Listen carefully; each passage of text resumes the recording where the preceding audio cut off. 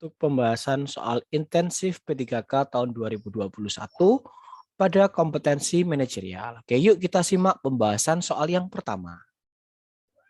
Soalnya adalah, Marco adalah seorang staf di salah satu perusahaan.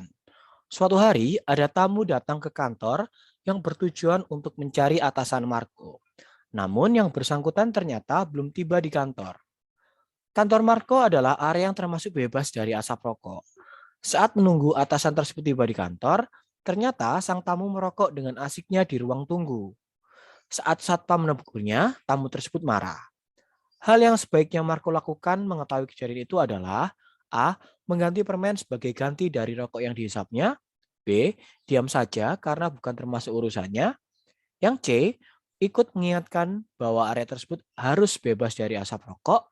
D.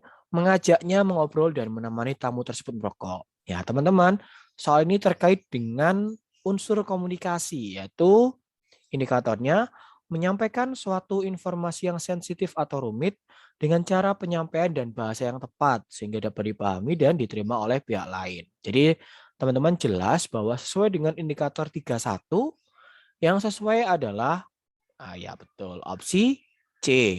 Ikut mengingatkan bahwa area tersebut harus bebas dari asap rokok. Di sini harus ditekankan bahwa bahasa yang digunakan Marco harus bahasa yang santun ya, agar tidak menyinggung perasaan dari si tamu itu. Kemudian disusul oleh opsi A, memberikan permen sebagai ganti dari rokok yang dihisapnya. Itu bagus ya. Jadi kan tidak ada asap yang timbul sehingga tidak melanggar dari aturan kantor itu. Nah, di sini yang terendah adalah opsi D. Jadi mengajaknya mengobrol dan menemani tamu tersebut merokok. Jadi bisa jadi malah Marco ikutan merokok ya di sini. Nah, jadi nilai negatif malah double pelanggaran di situ. Oke, kita ke soal berikutnya. Salah satu tugas guru piket adalah membuat surat keterangan poin pelanggaran kepada semua warga sekolah, baik siswa, guru maupun karyawan yang datang terlambat. Di sekolah tersebut, siapa saja yang terlambat melebihi 30 menit akan mendapatkan poin pelanggaran. Suatu hari, terdapat guru dan anaknya, yang mana anak tersebut juga merupakan siswa di sekolah itu, datang terlambat dengan durasi 45 menit. Artinya sudah melebihi batas yang ditentukan. Dengan alasan ban motornya pecah. Sebagai petugas yang juga merupakan rekan dari guru tersebut, hal yang akan Anda lakukan adalah A. Tetap memberikan surat keterangan poin pelanggaran kepada rekan dan anaknya dengan bobot poin pelanggaran setengahnya, jadi dipotong 50% ya teman-teman. Opsi B, tetap memberikan surat keterangan poin pelanggaran dan melaporkan kejadian ini kepada kepala sekolah agar yang bersangkutan mendapatkan pembinaan. Yang C, menuruti permintaan rekan karena merasa sudah berkawan cukup lama dan bisa jadi lain kali saya mendapat musibah seperti itu. Yang D, tetap memberikan surat keterangan poin pelanggaran kepada rekan dan anaknya sesuai dengan aturan yang telah disepakati. Ya, sesuai dengan unsur integritas, indikatornya menerapkan norma-norma secara konsisten dalam setiap situasi pada unit kerja terkecil atau kelompok lainnya. Teman-teman, jadi di sini sudah ada aturannya jelas bahwa siapa saja, berarti termasuk kepala sekolah juga yang terlambat, akan mendapatkan poin pelanggaran yang sama. Jadi ya tidak ada itu ya, tidak ada keringanan untuk hal apapun dengan alasan apapun.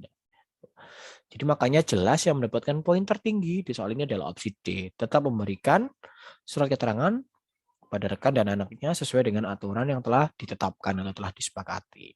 Kemudian opsi B, poin 3, lapor kepada Kepsek agar mendapatkan pembinaan lebih lanjut.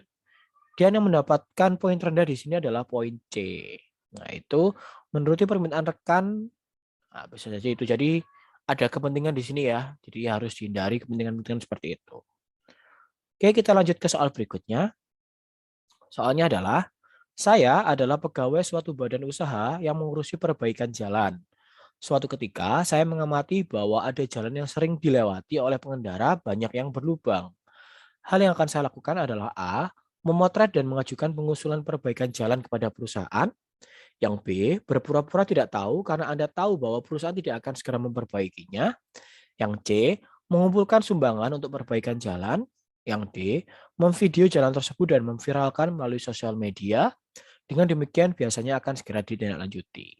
Teman-teman, soal ini terkait dengan unsur komunikasi. Indikatornya mengintegrasikan informasi-informasi penting dari berbagai sumber dengan pihak lain untuk mendapatkan pemahaman yang sama. Jadi ini kita ya mengintegrasikan informasi jadi melalui dengan potret yang dilakukan, kemudian kita usulkan agar segera ditindaklanjuti. Jadi jelas bahwa yang mendapatkan poin tertinggi di sini adalah opsi A. Betul sekali. Kemudian mendapatkan poin 3, opsi C, kemudian D, dan B. Berpura-pura tidak tahu. Padahal di sini jelas bahwa dia adalah salah satu pihak yang berwenang dalam mengurusi perbaikan jalan. Ya teman-teman, makanya opsi B mendapatkan poin terendah. Soalnya adalah Rina bekerja di sebuah apotek sebagai bagian penjualan. Suatu hari, temannya yang bertugas sebagai apoteker izin terlambat datang karena motornya mogok. Tidak lama setelah itu, ada seorang yang ingin membeli obat yang kebetulan Rina tahu rasikannya. Hal yang seharusnya Rina lakukan adalah A. Mencoba menghubungi apoteker dan menanyakan waktu kedatangannya. Yang B. Meminta pertimbangannya rekan kerja yang lain. Yang C. Langsung membuatkannya obat karena merasa kasihan. Yang D. Menjelaskan bahwa apoteker belum datang. Di sini ya, sesuaikan dengan unsur integritas teman-teman. Nah, tidak menyajikan atau memberikan sesuatu yang bertentangan dengan aturan organisasi. Jadi jelas bagiannya Rina di sini kan bagian penjualan. Jadi meskipun dia tahu racikannya, dia tidak boleh melayani peracikan obat itu. Gitu ya. Jadi jawaban yang paling baik di sini ya opsi D, menjelaskan bahwa apoteker memang belum datang. Gitu ya. Nah, ini opsi D. Kemudian disusul oleh opsi A, mencoba menghubungi apoteker dan menanyakan waktu kedatangannya. Dijelaskan di sini bahwa dia motornya mogok. Jadi bisa saja dia masih menuntun motornya dan tidak memegang HP. Makanya kalau dihubungin kan bisa jadi tidak mengangkat. Jadi yang paling baik adalah menjelaskan gitu ya. Makanya ke opsi A hanya mendapatkan poin 3. Kemudian opsi B2, meminta perkembangan rekan kerja yang lain disusul oleh opsi C. Nah, ini yang paling tidak benar ya. Langsung membuatkan. Oke, kita ke soal berikutnya. Soalnya adalah seorang siswa kedapatan membawa HP ke sekolah. Padahal sekolah sebenarnya sudah memberikan tulisan peringatan serta aturan untuk tidak membawa HP ke sekolah. Sebagai guru yang berkewajiban memberikan pendidikan, hal yang akan Anda lakukan adalah A.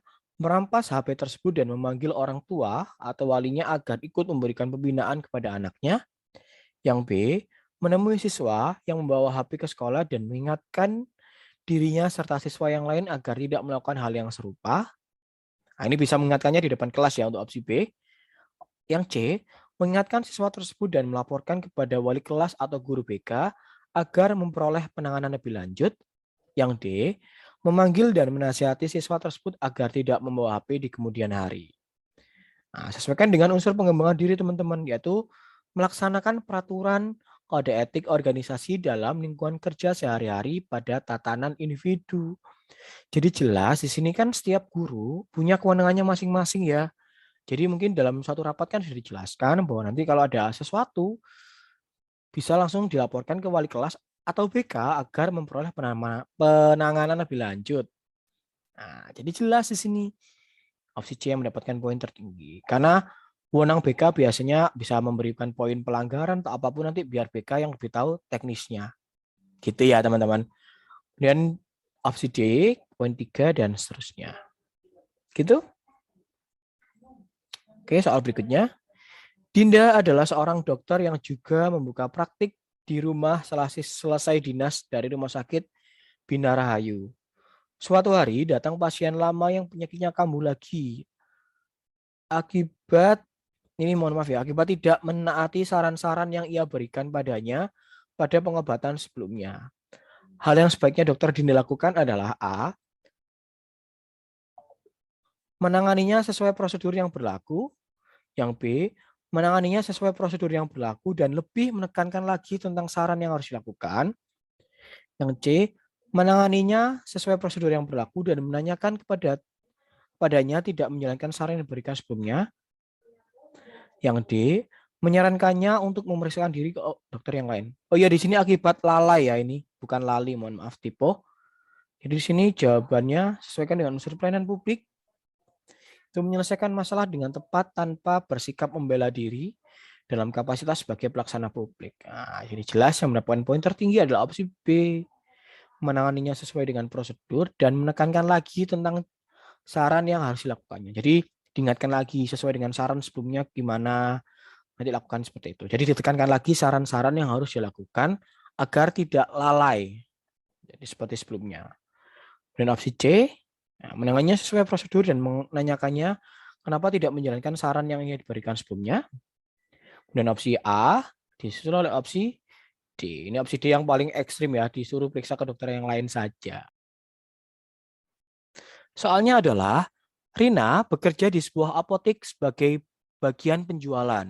Suatu hari, temannya yang bertugas sebagai apoteker izin terlambat datang karena motornya mogok. Tidak lama setelah itu, ada seorang yang ingin membeli obat yang kebetulan Rina tahu racikannya. Hal yang seharusnya Rina lakukan adalah A.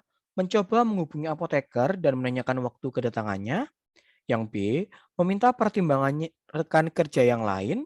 Yang C. Langsung membuatkannya obat karena merasa kasihan. Yang D. Menjelaskan bahwa apoteker belum datang. Di sini ya, sesuaikan dengan unsur integritas teman-teman. Nah, tidak menyajikan atau memberikan sesuatu yang bertentangan dengan aturan organisasi. Jadi jelas bagiannya Rina di sini kan bagian penjualan. Jadi meskipun dia tahu racikannya, dia tidak boleh melayani peracikan obat itu. Gitu ya. Jadi jawaban yang paling baik di sini ya opsi D, menjelaskan bahwa apoteker memang belum datang. Gitu ya. Nah, ini opsi D. Kemudian disusul oleh opsi A, mencoba menghubungi apoteker dan menanyakan waktu kedatangannya. Dijelaskan di sini bahwa dia motornya mogok. Jadi bisa saja dia masih menuntun motornya dan tidak memegang HP. Makanya kalau dihubungin kan bisa jadi tidak mengangkat. Jadi yang paling baik adalah menjelaskan gitu ya. Makanya ke opsi A hanya mendapatkan poin 3. Kemudian opsi B2, meminta perkembangan rekan kerja yang lain disusul oleh opsi C. Nah, ini yang paling tidak benar ya. Langsung membuatkan. Oke, kita ke soal berikutnya. Soalnya adalah seorang siswa kedapatan membawa HP ke sekolah. Padahal sekolah sebenarnya sudah memberikan tulisan peringatan serta aturan untuk tidak membawa HP ke sekolah.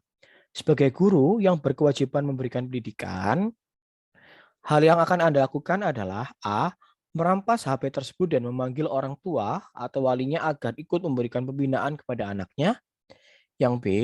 Menemui siswa yang membawa HP ke sekolah dan mengingatkan dirinya serta siswa yang lain agar tidak melakukan hal yang serupa.